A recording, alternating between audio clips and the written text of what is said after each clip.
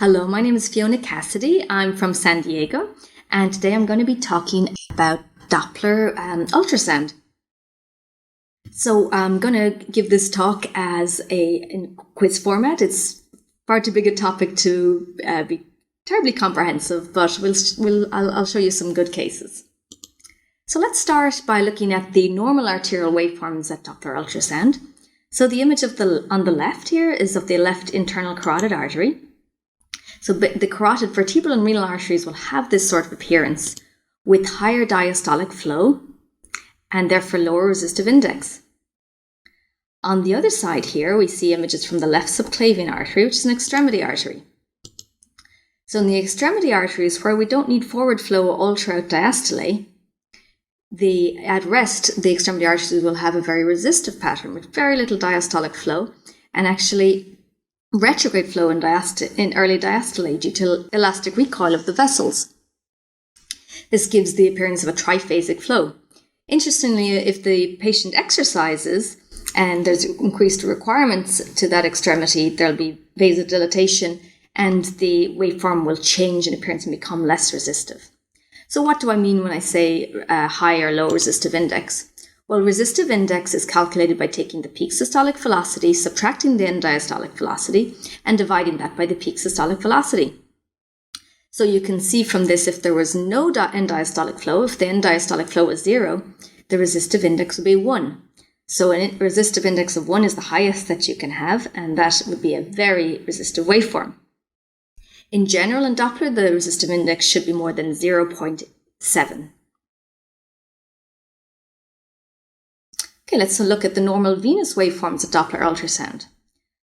So the upper extremity veins tend to have very chaotic flow, and that's because they are so close to the heart and the lungs that there is marked variability in velocity caused by cardiac and respiratory activity, which is transmitted peripherally into the veins. The lower extremity veins, such as the popliteal vein seen here, also will have some variability, but a lot less than upper extremity veins. The hepatic veins have very characteristic waveforms as they drain almost directly into the right atrium via the suprarenal IVC. They have the characteristic ASVD, so this is the A wave here, and that corresponds to atrial contraction. This is the S wave, which corresponds to ventricular systole.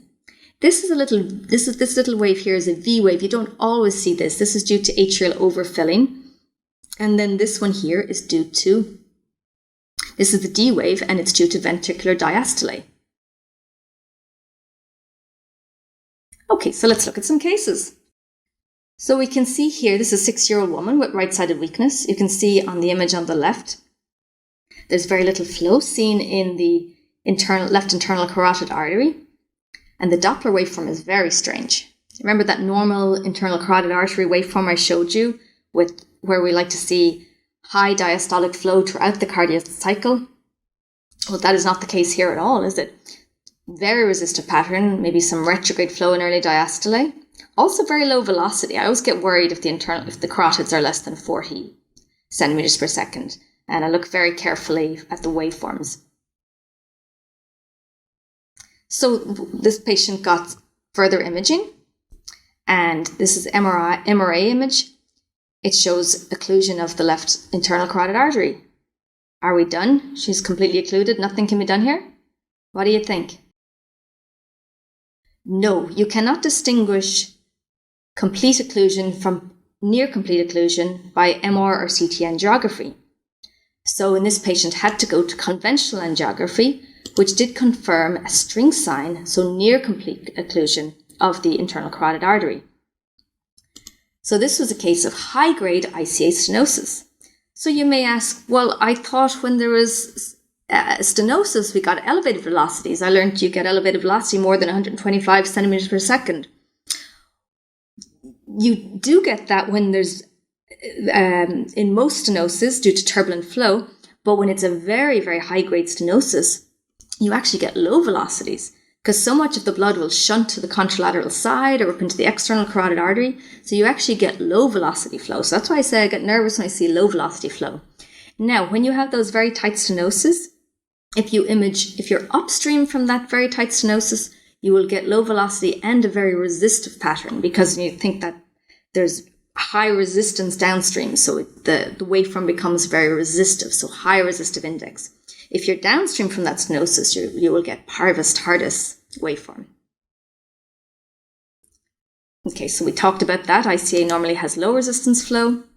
And so when you see a unilateral elevated resistive index in the ICA, think of downstream stenosis or occlusion. And this is very important to recognize, because the downstream stenosis might be in the intracranial portion of the ICA, which you will not be able to image on ultrasound. Next case, 50-year-old man with sudden shortness of breath. These are the Doppler waveforms from the hepatic veins and the lower extremity veins. So remember I showed you the normal hepatic veins had the ASD or ASVD waveform. These hepatic veins are biphasic. The lower extremity, while we normally have some respiratory and cardiac variability, we usually do not get as much as this, and these are actually biphasic as well and very pulsatile. What do you think is going on here? This is the same patient's chest x-ray. This is the epicardial fat seen here. This is the retrocardiac fat seen here, with fluid density between those two layers of fat. This is the so-called Oreo cookie sign, which suggests a pericardial effusion, which was confirmed on echocardiogram. So this was actually a case of cardiac tamponade. So biphasic flow in the hepatic veins and lower extremity veins occurs with any cause of right heart dysfunction due to impaired atrial filling. So increased right atrial pressure is transmitted to the veins, both in the lower extremity and the hepatic veins. Next case, 70-year-old man with dizziness. So you can see in both carotids and vertebral artery, we have relatively low velocity flow with delayed upstroke. Normally you should have very sharp systolic upstroke. What is the diagnosis here? So this is aortic stenosis. So what we're seeing here are parvus tardus waveforms. These are diminished and delayed arterial pulsations characterized by increased systolic acceleration time. What is normal? It should be greater than 0.07 seconds or 70 milliseconds. And parvus tardus waveforms are observed distal to locations of severe stenosis. So when you see this waveform, look for a more proximal or upstream source of stenosis. So a little bit more about systolic acceleration time. So the time to reach peak systolic velocity should be very fast. So it should be less than 0.07 seconds. Think of James Bond, 007. So this is normal upstroke here. Just even eyeballing it, you can see it's straight up pretty much. Whereas this case, which is in the renal artery in a patient with renal artery stenosis, you can see how slowed that upstroke is. It took 0.248 seconds, which is a lot more than 0.07 seconds. So this was a very delayed systolic acceleration time compatible with the parvus tardus waveform, which is seen distal to high-grade obstruction. Next case. We've got waveforms from the common carotids and vertebral and internal carotid arteries. They all show these two systolic peaks. You also may notice some retrograde flow in early diastole, which you should not see in the carotid arteries. Any thoughts? So this is aortic regurgitation. What we are seeing here is pulsus bisferiens, where you get two prominent systolic peaks with an interposed mid-systolic retraction.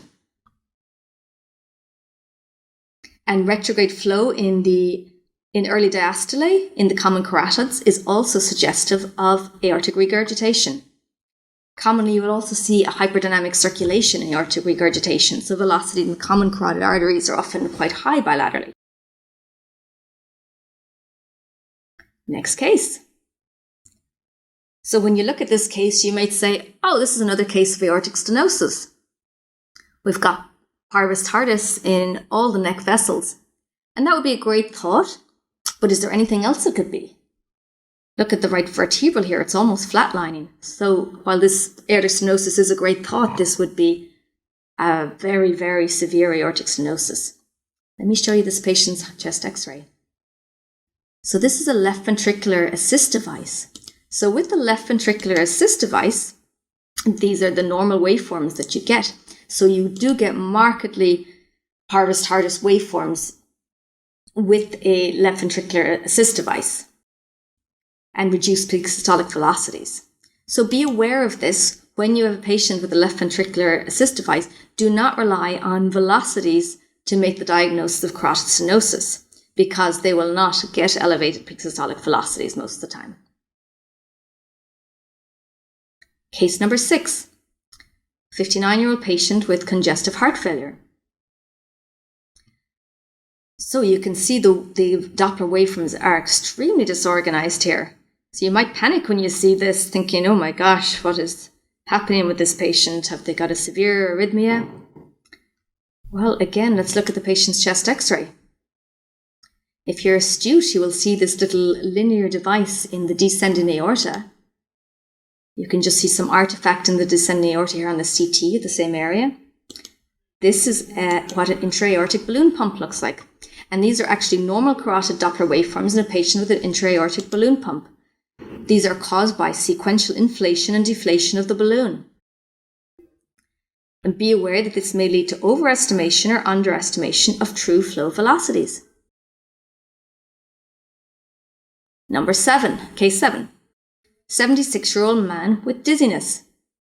Right vertebral artery looks good. Left vertebral artery looks very strange, doesn't it? You've got 2 systolic peaks. The first systolic peak being very rounded. This is the so-called bunny rabbit sign, which is a sign of... So it's a sign of partial subclavian steal. Can you prove it? So what would you do? Well, you can do evocative maneuvers to convert a partial steal to a complete steal. So here was the patient at rest, again the bunny rabbit sign. We put on a blood pressure cuff, and then when you release the blood pressure cuff, there's increased blood rushing into the left arm. So you increase the amount of steal from the left vertebral artery. So we converted this partial steal to convert to complete steal. Now we have complete retrograde flow in that vertebral artery scene. So bunny rabbit sign, there are 4 different types of partial subclavian steal described, which I'm not going to go into today. So the bunny rabbit sign is one of the types, but be aware that there are other waveforms associated with partial subclavian steal. So the teaching point today is whenever the vertebral artery looks abnormal, ask the sonographer to do provocative maneuvers, and then it'll be very obvious when you can convert a partial steal to complete steal. Case number 8, 61-year-old patient with diabetes. First of all, which is the abnormal side here? Okay, I'm going to give you it's the right side. We've got normal variability in the right subclavian vein, and we have a triphasic appearance in the subclavian artery. It's just the way the probe is positioned is why the blood is going away from the probe. So the left subclavian vein is very turbulent, very high velocity, looks arterialized, and the left subclavian artery has very low resistance. Extremity arteries usually have high resistive flow. So this was an latrogenic AV fistula in the left arm. So as we saw, there's chaotic arterialized flow in the left subclavian vein with high velocity, and a lower resistive index in the left subclavian vein, because it's in the left subclavian artery, because now the subclavian artery doesn't have to go through all that resistive network of arterioles and capillaries. It just goes straight lower path of resistance into the subclavian vein. So it has a lower resistive index. Let's look at another companion case. It's a 29-year-old woman with vaginal bleeding following D&C. So low resistive arterial flow was seen, and the person reading this thought, well, maybe this is just retained products. But then they looked carefully and they saw, what is all this spray of colour? What is all this extra colour around around all this central area of colour. On so many images, they saw this crazy spray of colour, and they did see multiple very lucent, very hypoechoic areas within the endometrium. So they thought this is not right. And also the flow was very high velocity to be velocity of 170 centimeters per second. This would be very high for retained products of conception. So further imaging was obtained, and multiple flow voids were seen on T2-weighted MRI, and an conventional angiogram confirmed the uterine AVM. So think of uterine AVM when you see high velocity arterial flow within the endometrium or myometrium. So greater than 60 centimeters per second, you should start thinking of this. And then seeing this peri-vascular vibration artifact is very useful, where you see the spray of colour all around in the tissues surrounding the central focus. And then, of course, the MRI can be very helpful by seeing flow voids. Another companion case for case 8. This is a patient who's a transplant renal artery, has a transplant kidney, and this is the transplant renal artery. These are the images of the transplant renal artery near the anastomosis. So again, we see all this spray of colour around that region of the anastomosis, as well as very high velocity flow in the renal artery. So this was a case of very severe tight stenosis of the transplant renal artery. And what we're seeing here is very marked perivascular vibration artifact. So perivascular vibration artifact is where you see multiple tiny points or spray of colour in the perivascular tissues caused by soft tissue vibration related to turbulent intravascular blood flow. So the turbulent blood flow is actually causing the surrounding tissues to vibrate. And you remember clinically when you would touch an AV fistula and you felt that thrill? So this is the equivalent on colour Doppler to that thrill. So it's the vibration of the surrounding tissues. And so you'll see it around an AV fistula, but also around a severely stenotic artery, like in this case. Next case, number 9, a 45-year-old man with a history of right femoral venous catheter. What's the diagnosis here? I think you probably all got this as a pseudoaneurysm. So pseudoaneurysm is basically a contained arterial rupture or false aneurysm. So you get the classic yin-yang appearance where blood is entering the contained rupture basically, and then it's got nowhere else to go, so it comes back out, it goes back into the artery. When you do Doppler waveforms right at the neck of the pseudoaneurysm, you get the characteristic to and fro flow, because blood is going into the pseudoaneurysm and coming out of the pseudoaneurysm. Next case, number 10. Sonographer comes to you and says, we have a thrombosed portal vein here. You got to call the clinicians. What are you going to do next? Do you agree? What do you think of the scale here? 38 centimeters per second. So this is incorrect Doppler scale. That is too high when you're looking for low velocity flow. This is fine if you're looking for arterial flow. When you're looking for venous flow, you need to have the scale a lot lower. So if the Doppler scale is too high, that means the pulse repetition frequency will be too high and you'll be undersampling, and Doppler flow may not be visible. So it's very important to reduce the scale to increase sensitivity to flow. So here, when we reduced the scale to 23 centimeters per second, now we clearly saw that there was flow in the main portal vein. Whenever, it's very important in clinical practice, whenever you do not see flow, whether it's in a vessel or if it's in a solid mass and you're trying to assess for vascularity, use Doppler because it's even more sensitive than color Doppler. But if you only have color Doppler at your disposal, make sure the scale is low. Next case, 32-year-old woman with headaches. So this is quite a scary finding in a 32-year-old patient, isn't it? To get a velocity of 180 centimeters per second. That would give her 50 to 69% stenosis. Do you agree? Well, if you look carefully, the Doppler angle is 70 degrees. So when the imaging was performed at a Doppler angle of 60 degrees, the velocity now is a much more acceptable 63 centimeters per second. So it's very important to have the correct Doppler angle. If you increase the beam flow angle over 60 degrees, it will cause overestimation of flow velocity due to spectral broadening. So it should not exceed 60 degrees or you will get errors. Next case, which is the abnormal side. Well, remember we did say it's normal to get some variability in the lower extremity veins.